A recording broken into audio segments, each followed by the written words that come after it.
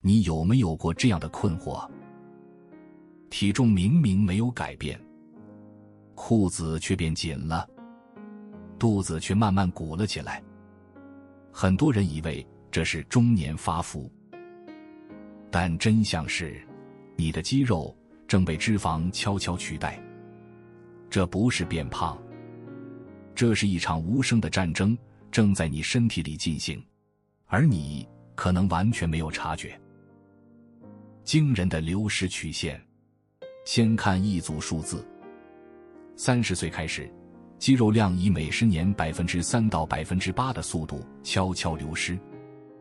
60岁后，流失速度急剧加速，每10年可达5%到10%。到了80岁，相较于巅峰状态，腿部肌肉可能已经流失高达30%到50%。这不只是变瘦，而是肌肉组织被脂肪浸润、替换，导致身体组成逐渐空洞化。你以为自己只是变老了，其实你在一点点失去行动的能力。而更可怕的是，这个过程几乎没有痛感，没有警报。你不会在某一天突然醒来，发现肌肉消失了。它是每天一点点被拿走的，安静的让你毫无防备。为什么身体非要分解肌肉？这里有3个残酷的生理机制同时在发生。第一，神经驱动凋亡。连接大脑与肌肉的神经元，也就是运动单位，会逐渐退化死亡，导致许多肌肉纤维被断电，永久萎缩。这不是肌肉本身出了问题，而是指挥系统先一步失守。第二，合成代谢抵抗。细胞对氨基酸的敏感度会下降。年轻人吃20克蛋白质就能刺激肌肉生长，老年人可能需要40克才能达到相同的效果。同样的努力换来更少的回报。这意味着，如果你到了中年还用20岁的饮食标准要求自己，你注定会输。第三，荷尔蒙断崖。生长激素与睾酮，无论男女，分泌量都会锐减。你失去的是肌肉合成最主要的指挥官。没有指挥官下令，肌肉这支军队自然会节节败退。这3件事一旦叠加，后果又是什么？失去肌肉等于失去生活自主权，跌倒骨折。腿部肌力不足，一个踉跄可能导致髋部骨折，进而卧床。而卧床1周所流失的肌肉，则相当于1年的自然老化损失。这是一个残酷的加速器，意外就能让你倒退1年。代谢地狱。肌肉是体内最大的血糖缓冲点。肌肉流失意味着胰岛素受体减少，血糖居高不下，糖尿病与心血管疾病风险直线上升。免疫仓库空虚。生病发烧时，身体需要动用肌肉储备的氨基酸来制造免疫球蛋白与抗体。库存太少，连普通感冒都可能引发重症。这不是危言耸听，这是每一个不训练肌肉的人正在走向的未来。好消息是，这条曲线可以被折弯。不要恐惧，科学给了最强的反击。肌肉组织的可塑性持续终生。一项经典研究显示，90岁的长辈经过8周的重量训练，肌力提升了 1.5 倍，肌肉横断面面积显著增加。这证明了一件事：肌肉永远听得懂张力的语言，直到生命的最后一刻。它不会因为你已经7老80就拒绝对训练做出反应。他只在乎一件事：你今天有没有给他一个必须留下来的理由。所以，如果要用一句话说明如何增加肌肉，如何保留肌肉，就是练、吃、睡、持续。作战计划训练篇。对抗肌肉流失唯一有效的非药物处方是渐进式阻力训练。频率：每个肌群每周至少训练2次，确保胸部、背部、腿部在1周内被击打2轮，以最大化蛋白质合成的周期性高峰。强度：采用6到12 Rm 的重量区间，也就是一组尽力只能做6到12下的重量。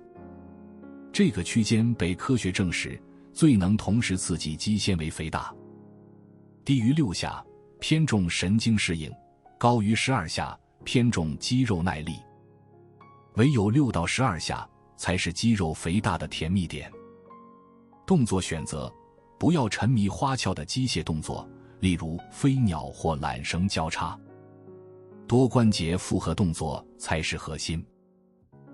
下肢杠铃深蹲、罗马尼亚硬举；上肢水平拉推、杠铃划船、平板卧推；上肢垂直拉推、引体向上、肩推。这些动作能动员最多神经系统，释放最高的合成代谢荷尔蒙，确保快缩肌纤维被充分招募。若膝盖不适，可从腿部推肌或壶铃高脚杯深蹲开始，但一定要追求吃力的感觉，因为只有让身体感受到威胁，它才会决定把这些肌肉留下来。没有健身房一样能练。不是每个人都方便进健身房。真正重要的从来不是健身房3个字，而是肌肉有没有受到足够的阻力刺激。一份基础在家菜单同样能符合多关节复合动作的原则。深蹲弓箭步，下肢；伏地挺身，上肢推；弹力带划船，门框引体向上，上肢拉；臀桥，后练；平板支撑，核心。每周2到3次，每个动作做到最后几下几乎做不动的强度。次数上限后，改用负重继续增加挑战，这就是渐进式超负荷，在家也一样能做到。作战计划营养篇：蛋白质锚定，每日蛋白质摄取，无论增肌或减脂，都必须锚定在每公斤体重 1.6 到 2.2 克。40岁以后，应上调至 2.2 到 2.6 公克。亮氨酸门槛：身体合成肌肉需要亮氨酸这把钥匙来开启合成开关。每餐至少摄取 2.5 到3克亮氨酸，约等于30到40克优质蛋白质。将每日总量均匀分配在3到4餐中，比一次暴饮暴食重要得多。热量环境：增肌期，热量盈余控制在每日200到300大卡。过多的热量不会加速生长，只会堆积脂肪。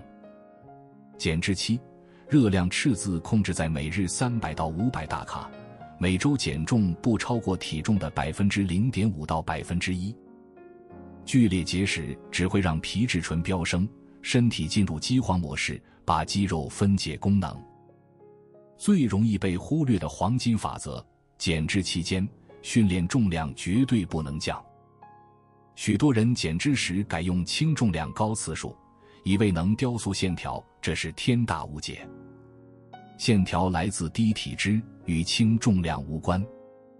你必须在热量赤字下拼尽全力维持原本的重量。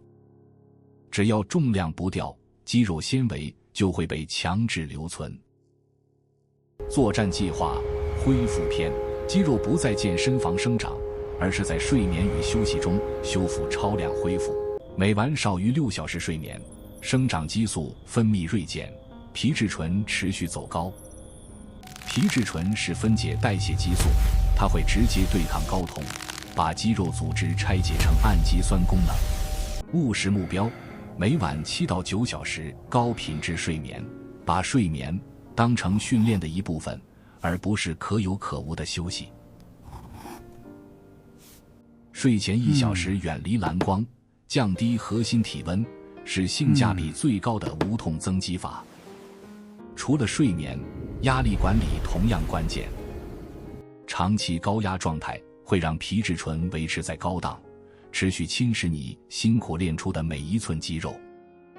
适度的伸展、泡沫轴放松或单纯的深呼吸，都是在替身体按下暂停分解的开关。心理层面，为食魔知道方法却做不到。很多人不是不懂道理，而是无法说服自己的大脑行动。大脑天生追求节能与舒适，它不理解你为食魔要举起沉重的铁块让自己痛苦。真正有效的方式不是靠意志力硬撑，而是切换身份认同。别再问自己我今天想不想练，该问一个重视身体功能的人此刻会做什么。答案会自己浮现。同时善用损失趋避心理。人类对失去的痛苦是对获得快乐的2倍。与其告诉自己练了会变好看，不如直视恐惧，如果不练，我将在几年后失去自主行动的能力。这种对未来的恐惧往往比单纯的渴望更有驱动力。给不同年龄层的作战策略。将大重量视为你的退休金。放弃只做散步或轻飘飘的有氧运动。若膝盖不适，从腿部推肌或壶铃高脚杯深蹲开始，但务必追求吃力的感觉。蛋白质加码原则：40岁以后，蛋白质目标上调至每公斤体重 2.2 到 2.6 克，每餐吃到30到40克。例如，早餐别只吃面包，加上3颗全蛋与1杯希腊优格。着重爆发力训练，老化最早流失的是负责爆发力的第2型快缩肌纤维。除了慢速深蹲，加入顺发上膊或轻重量的快速站起动作，这能有效征召神经系统，延缓神经凋亡。避免过度有氧，有氧运动对心肺健康非常重要，但不要把它当成唯一的运动方式。长时间慢跑反而可能加剧肌肉分解。可选择 HIIT 或短时间高强度间歇，兼顾心肺与肌肉保留。最常见的3个错误。错误1，只寻找神奇食物或补充品。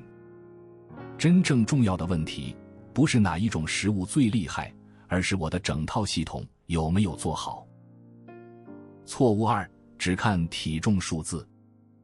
2个体重相同的人，身体状态可能天差地别。除了体重，还要观察体态、腰围、肌力与运动表现。错误3，一开始就做得太多。兴奋之下报复性训练，换来的往往是全身酸痛与彻底放弃。真正有效的方法是先做得到，再慢慢增加。